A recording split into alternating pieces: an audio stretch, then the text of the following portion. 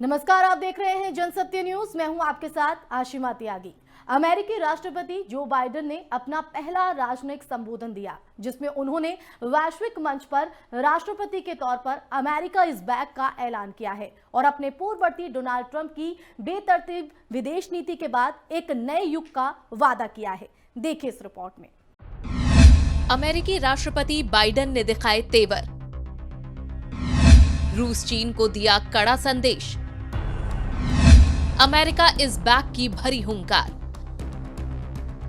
अमेरिकी राष्ट्रपति Joe Biden ने अमेरिका इज बैक की हुंकार भरी है। बाइडेन ने अपने भाषण में चीन और रूस के लिए आक्रामक रुख अपनाने का संकेत दिया है।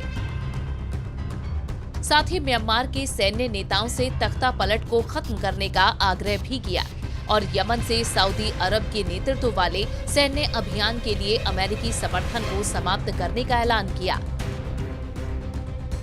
बाइडेन ने कहा कि अमेरिकी नेतृत्व को नई चुनौतियों से रूबरू होना होगा, जिसमें चीन की बढ़ती महत्वाकांक्षा और लोकतंत्र को नुकसान पहुंचाने और बाधित करने का रूस का दृढ़ संकल्प शामिल है।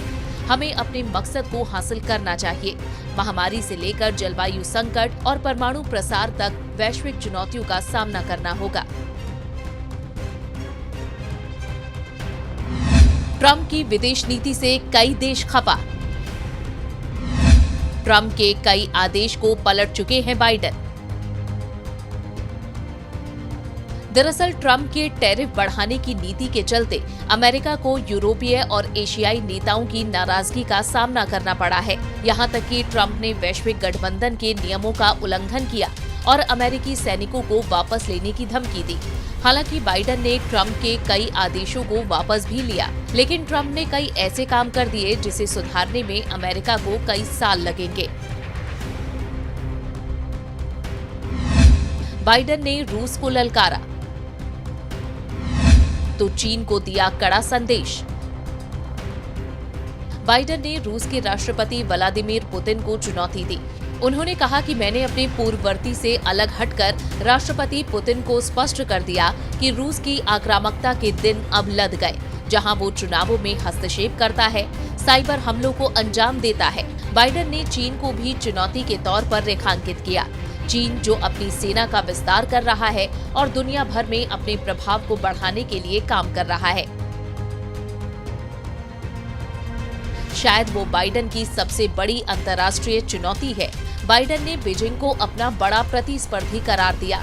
इस सिलसिले में उन्होंने चीन के साथ आर्थिक टकराव, मानवाधिकारों के खिलाफ चीनी एक्शन के खिलाफ कदम उठाने की बात कही।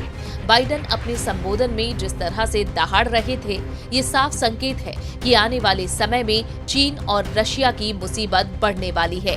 Bureau report, Jansatya news.